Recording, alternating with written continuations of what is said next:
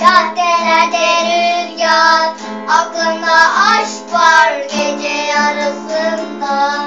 Eski yağmurlar şarkı söylüyorlar, sessiz usulca özledim şimdi çok uzaklarda. Deli dolu günler, hayat güzeldi kahkahalarıyla.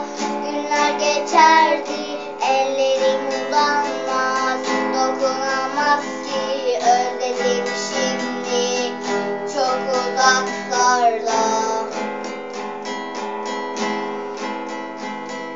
O da özlüyormuş, benim bir tanem çok üşüyormuş.